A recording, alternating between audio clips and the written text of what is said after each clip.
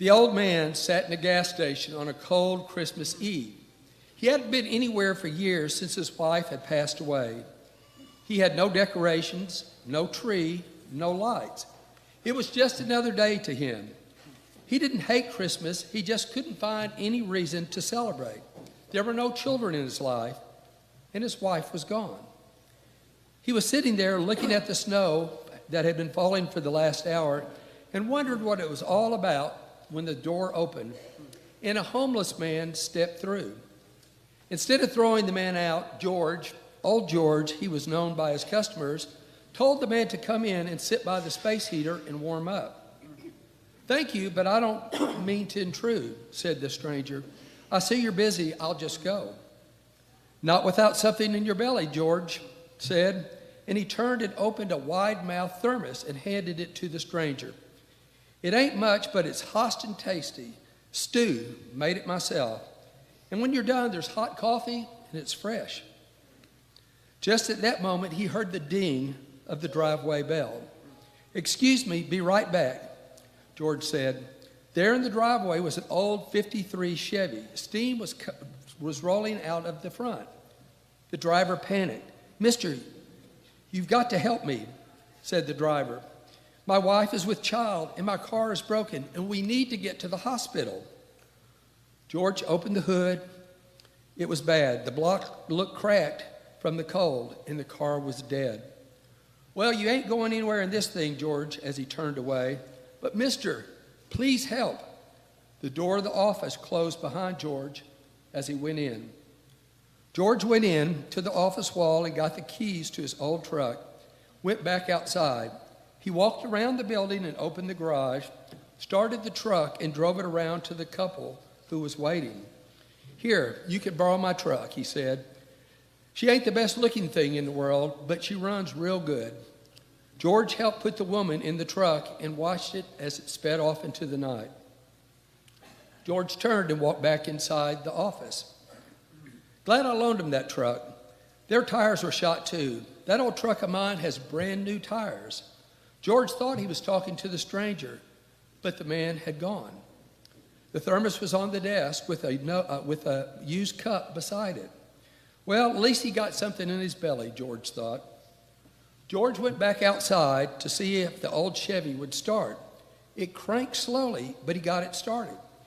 He pulled it into the garage where the truck had been, and he thought he might tinker with it for a while for something to do. Christmas Eve meant no customers. He discovered the block hadn't been cracked. It was just the bottom hose on the radiator. "Well, I can fix that," he thought to himself, so he put a new one on. And those tires ain't going to last them through the winter.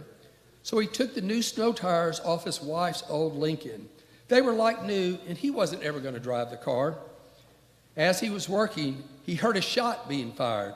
He ran outside, and beside a police car, an officer laid on the ground.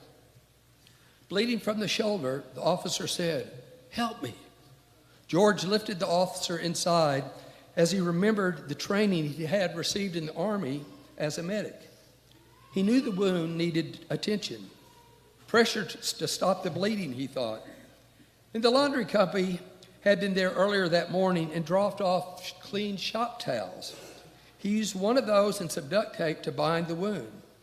"Hey, they say duct tape can fix anything," he said, trying to make the policeman feel at ease. Something for the pain, George thought. All he had was the pills in his desk that he used for his back. These ought to work, so he put some water in a cup and gave it to the policeman. "You hang in there. I'm going to get an ambulance." George called, but discovered the phone was dead. "Maybe I can go outside and get one of your buddies on that talk box out there in your police car." He went out only to find that a bullet had gone into the dashboard, destroying the two-way radio. He went back in to find the policeman sitting up. "Thanks," said the officer. "You could have left me out there. The guy who shot me is still in the area." George sat down beside him. "I would never leave an injured man in the Army, and I ain't going to leave now." George pulled back the bandage to check its bleeding. "Looks worse than it is. The bullet passed right through you, and it missed all the important things. I think with time, you're going to be as right as rain."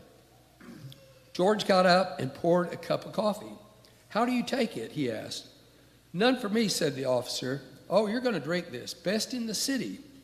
Then George added, "Too bad I ain't got no donuts." The officer laughed and winced at the same time. The front door flew open, and a young man came in with a gun.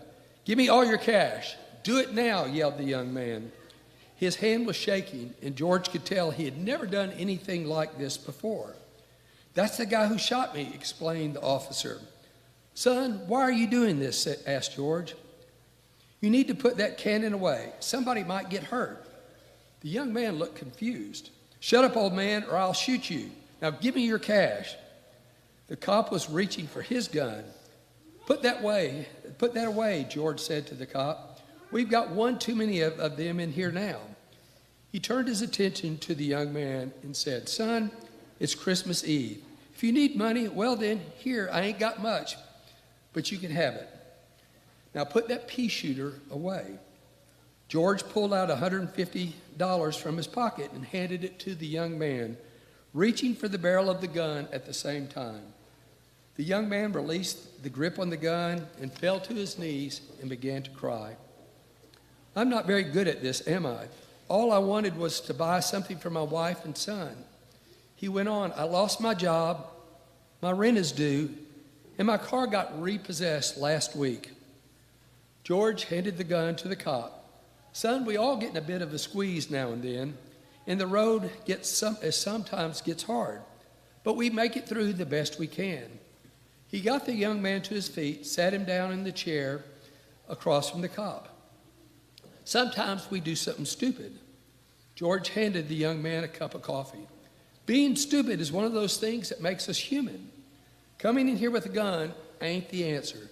Now let's sit here and get warm and sort this thing out." The young man stopped crying and looked over at the policeman. He said, "Sorry I shot you. It just went off. I'm sorry, officer." "Shut up and drink your coffee," the cop said. George could hear the sounds of sirens outside. A police car and an ambulance skidded to a halt. 2 cops came through the door, guns drawn. "Chuck, are you okay?" one of the officers said to the wounded officer. "Not bad for a guy who took a bullet. How did you find me?" "GPS locator in your car. Best thing since sliced bread." "Who did this?" the other officer asked as he approached the young man. Chuck answered him, "I don't know. The guy ran off in the dark and just dropped his gun and ran." George and the young man both looked at each other with a puzzled look on their face. This guy works here," the wounded cop continued. "Yep," George said. "Just hired him this morning. Boy lost his job." The paramedics came in and loaded Chuck onto the stretcher. The young man leaned over the wounded policeman and whispered, "Why?" Chuck just said, "Merry Christmas, boy, and you too, George, and thanks for everything." After they left, George said, "Well, it looks like you got a doozy of a break there. This ought to solve some of your problems." Then George went into the back room and came out with a large box. From it, he pulled out a small ring box. "Here you go, something for the little woman. I don't think Martha would mind. She said it would come in handy one day." Then the young man looked inside to see the biggest diamond ring he had ever seen. "I can't take this," the young man said. "It means something to you." "And now it means something to you," George said. "I've got my memory." George reached into the box again and pulled out a toy airplane, a racing car, and a little metal truck. They were toys that the oil company had left him to sell.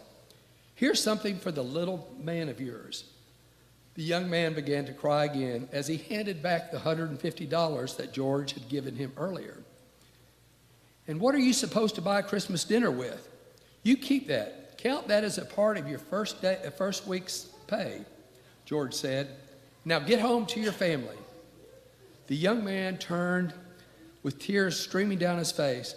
"I'll be here for work the next morning, if the job is still open." "Nope," said George. "It's Christmas Day." See you the day after the young man left.